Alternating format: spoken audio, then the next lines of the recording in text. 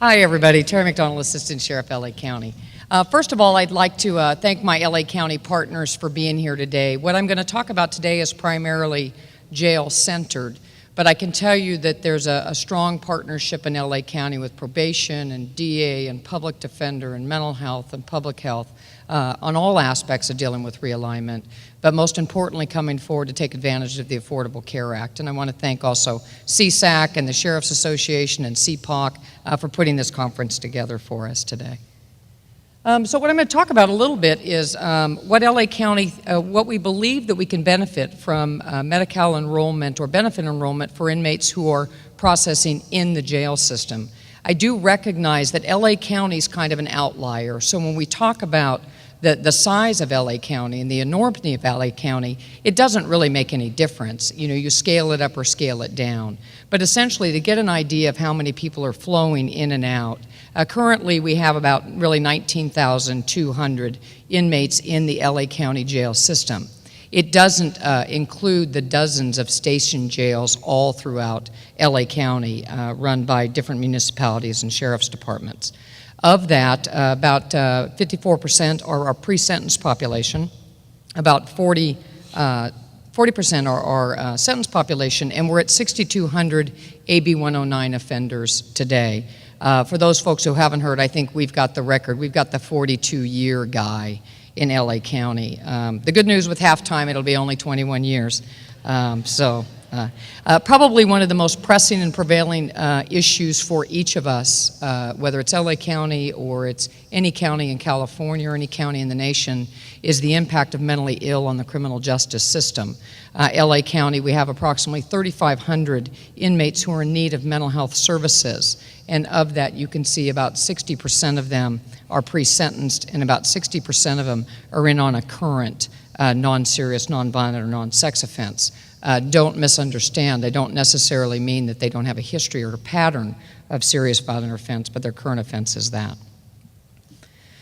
So LA County gets more bookings per month than probably many counties get per year. And so you can see really how jail management works is you get the same number of bodies in that go out. So every month through the same jail, the inmate processing center, 10,000 or 12,000 come in that door and 10 or 12,000 leave. That equates to really 118 new bookings. We get many more who are double or triple bookings. And I tell you this because I think it gives us the opportunity to touch 118,000 people to talk about benefit enrollment. And our philosophy, the sheriff's philosophy and our philosophy is that reentry begins at intake. And if reentry begins at intake, benefit enrollment begins at intake, and discharge planning begins at intake. But the other important part when you're talking about healthcare benefit enrollment, we're talking about this sentence population, the 21-year guy, his reality and his benefit enrollment reality and his economic reality is going to change during the period in which he's here. So we need to prepare not just to benefit enroll people as they come in the door, but to look at our sentence population as they're exiting to see what's happening for them before they go. We assume that as we do our benefit enrollment plan, about 10% are ineligible because foreign nationals are not eligible to do that, and it's voluntary. We don't know at this point how many people will agree to volunteer who won't volunteer, but we'll track that as we move along. I think you've probably heard this multiple times today. I'll try not to throw a bunch of weird acronyms around it, but based on the Bureau of Justice statistics, we all know that we have drug addicts, we have mentally ill, and we have people with co-occurring disorders in our jail system. So that's the primary reason why we should be seeking benefit enrollment, because these people need services not just while they're in our custody, but when they're released. And so you can see by BJS that 64% have a substance abuse disorder. Some people say it's as high as 80. 16%, some people say it's as high as 30 have a mental health need, and then co-occurring disorder ranges up to 64%, one or the other. So LA County in 2012 did a survey of incoming, a cohort of inmates coming in the system to get a sense of how many of them had health care benefits. This isn't statistically validated or normed, so any stat at Reich and Gratay, wherever you are, don't hold me accountable to this. But when you look at the males, you see that this cohort of inmates that we brought in, it was thousands that we surveyed, by the way, it wasn't 10, about 80% had no insurance. And those male offenders who did have insurance, you can see the vast majority of them were Medi-Cal. Females fared a little bit better. About half of them had insurance, 45%, 44% had insurance, and about 56% didn't have insurance. And you can see very high rate of Medi-Cal of the females who came in the door.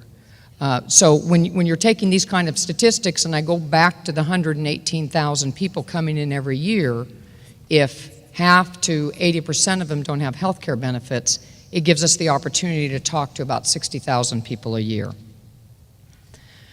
Just some more, because I know you guys love statistics and some acronyms, I'll throw some out there. According to the National Institution of Corrections, inmates who are released from a custodial environment, about 70% of them seek medical services within 10 months of release. And you can see that 30% of the uninsured ones go into the emergency room. And so it's this lack of insurance, it's a lack of education for offenders on how you access normal medical care. You know, they don't know what to do, they got an earache, they got a toothache, they got a gunshot wound, whatever it is. It's a little humor in the eye. It's late, people, come on. Come on, and I've had a little bit of coffee. So being able to get them benefit enrolled before they leave, teach them how to use the normal medical system should reduce the impact on your urgent care centers, your emergency room centers, because they don't know what else to do. And I'm sure in each of your counties, in LA County, county health is overwhelmed with uninsured, underinsured, and emergency room visits. Back to the survey of 2012, this shouldn't probably shock anybody, 94% of the females reported they needed medical mental health services and 67% of the males. This is just all a way of saying opportunity abounds. So what does ACA do? And I will tell you that the true ACA experts are sitting helping us, right? I am not an Affordable Care Act expert, other than it appeared to have ground the federal government to a halt, and there's something wrong with their software system in Washington. That's about my true hardcore understanding of the Affordable Care Act. But really, we believe that by getting people Medi-Cal enrolled or other health care benefit enrolled while they're in custody, it gives us more opportunity than we have today. And all of my health care friends and experts will say it gives us the opportunity to draw down federal dollars. Took me a little while to understand that, but in other words, we're billing the feds for services. So it gives us the opportunity to look at whether or not we can make different choices about placement in the jail for those offenders who are mentally ill substance abusers. Can we divert them? Can we do pretrial diversion? Can we do alternative custody? Can we do something different, placing them in medical or mental health substance abuse service programs consistent with their risk, right? Consistent with their risk and needs. We know that we actually have the potential to get reimbursement for medical care for inmates who are in community-based. I do not believe it will allow us to bill Medi-Cal for inmates who are getting treatment inside the jail, but if they need community-based treatment, it gives us the opportunity to seek reimbursement or funding for that. It can help us with release medications. I don't know how many of you are able to do and provide release medications, but they're very expensive. So what LA County is trying to do, we're actually building a release center off-site of our release jail where we're going to station case management people, probation, parole, mental health, and we're trying to put a pharmacy there that's run by an agency, not by us, so they can draw down those federal dollars. And I talked about alternative custody for substance abuse. For example, in LA County, we've been running a pilot where we're finding female offenders who are low risk but high need for drug treatment, and some nonprofits have been kind enough to give us free beds because the LA County Sheriff's Department doesn't have funding for drug treatment beds. to prove that that program works, to try to seek additional dollars and then see how Medi-Cal can help with that. And then, of course, you know the law, hopefully you know the law just passed that gives additional ability to the counties to be able to do medical compassionate release, medical probation, similar to the state's compassionate release. So if you have a person who's in your system who is essentially incapacitated and they're taking up a bed or you're guarding them in a community, there's a potential to move them out underneath that aspect of the law. Other potentials. So we talked a little bit about how they're accessing that study, that national study on how they're accessing emergency rooms. If we can get them benefit enrolled and then teach them how to use benefits, because many of them maybe never use benefits. Teach them how to use benefits, maybe we can reduce the impact on our emergency rooms. We can certainly reduce the overall county cost for health care benefits. What I'm talking about doing doesn't really benefit the sheriff's department. It really benefits the overall county, which indirectly benefits the sheriff's department, because less impact on county dollars means more available for other things that we like to do. It reduces our health care costs. It reduces jail pressures through potential diversion or alternative custody. And then it reduces, and this should say reduce recidivism of mentally ill and substance abuse. There are ample statistics about recidivism of mentally ill. It is the highest recidivant group in the state of California. It's the highest recidivant group in LA County. And I think I'm preaching to the choir when I talk about what causes recidivism: mental illness, substance abuse, lack of housing, safe housing, lack of a job, right? I mean, those are really kind of the primary ones.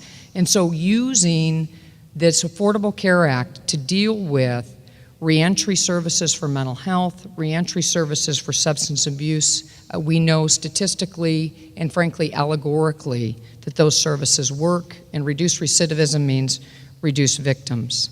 So what's our goal? Why am I up here talking so fast, all coffee induced? Well, the plan is what LA County would like to do is, and by the way, we have resources in LA County. They thought about it ahead of time for benefit enrollment, but we've got to do some more work about how we do that in a jail system of this size. Both the influx coming in, the influx going out, and then the other 20,000 people that are already here. But our goal is to get 100% of the eligible jail inmates to try to enroll. I don't know how successful it will be, but if you don't set the bar high, you'll crawl underneath it, right? We want to connect the mentally ill inmates with quality treatment in the community, whether it's diversion, alternative custody, or reentry. We want to do the same thing with substance abuse. And bottom line is we want to draw down federal dollars to offset all of this. So how are we doing this? Well, first of all, it requires strategic partnership. You know, it just can't be a lot of fast talking on my part. It requires, you know, the board and the CEO's office to see the vision and agree to come in and give us resources to do benefit enrollment. It requires Medi-Cal eligibility workers on behalf of the county. It requires nonprofits to come in and talk to us about what they're willing to do with us. So it really requires a lot of talking and working through and partnering. We need front load funding, and sometimes that's hard to do because everybody always says prove it works. Well, sometimes you have to say, let's give it a try. Let's pilot it. Let's try it, and we'll report back to you every 90 days on how we're doing with benefit enrollment, and we'll report back on how we're doing with discharge planning, and we'll report back on how the recidivism rate looked for that discharge planning. But we need a little faith on the front end, and it doesn't help faith on the front end when the federal government system's collapsing and they go into gridlock, but it is what it is. So we need benefit enrollment personnel, and we've got some, so don't misunderstand me, but we need a lot more. They'll do intake enrollment, and they'll also do release enrollment for the folks that have been there for a long time or we missed them on the front end. LA County has a medical system, and I am sorry if there's any medical personnel in here. I'm not an expert, but on the slide that's been put on the website is Brenda Doyle's number, and you can contact her. We use Cerner, and we've been working with Cerner to actually make our system to where we can break down individual costs for billing information. So we're improving our medical system. We need and billing personnel to go with that, so that everybody we're sending out for medical care, we're doing everything we can to draw down all of those federal dollars. We need discharge planning personnel. So, you get a benefit enrolled, and I said reentry begins at intake. Well, you've got a mentally ill person. You all know it's very hard to do discharge planning in a jail. I didn't know that until 7 months ago because I was used to all sentenced population. Well, when you've got a pre-sentence population, you might have a mentally ill person that went to court that day and they're getting released. So you got to have a plan when they come in the door, right? You got to have a plan, but you need people to do that. And so we need people to do discharge planning both for drug treatment centers and for medical and mental health treatment. One of the challenges is everybody keeps saying to me, Terri, there's no capacity in the community. There may not be, right? But it's kind of a chicken and egg question because maybe there's no capacity because there's no funding. But certainly we've got to be talking to the community-based organizations about their ability to actually interact with us on Medi-Cal billing, right? And so those are the kind of discussions that we've been having with the providers in the community, getting them ready for it. We actually just put out a request for information to find out how many mental health beds are in the community just to try to figure out where we are. And I could go on and on about Steinberg money. There's other money out there, but we'll focus on this right now. And then I'm going to say patients and inpatients. When I say Affordable Care Act, people's eyes roll in the back of their head. I may as well be saying framalama, whamalama, bing, bang, boom. It's confusing, right? I think the law's this big, right? And so California Forward, Californians for Safety and Justice came in, and they've been so patient with us to kind of teach us and go. They're coming in on Monday, and they're doing yet another briefing for our staff. So it requires some patience to understand it's a big law, it's confusing, right? It's costly to implement on the front end. But at the same time, you need patience, you need inpatients. The law goes into effect January 1. And so every dollar you're missing come January 2nd is a missed opportunity. So you got to balance this. We got to be patient. We got to let it kind of percolate with you're letting dollars go by.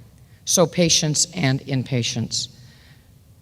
And then some huge thanks. My first thanks is really at the bottom, which is our county partners. You can't do anything at the county level, I've come to realize from being a state bully. You got to learn to collaborate quite a bit at the county level.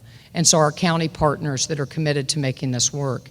California Safety and Justice, California Forward. And I put Volunteers of America and Health Right 360 because they came to us and said, listen, if you want to do drug treatment, we'll give you some free beds so that you can prove to people it works. And so our reliance and trust with community and faith-based organization means a lot in LA County.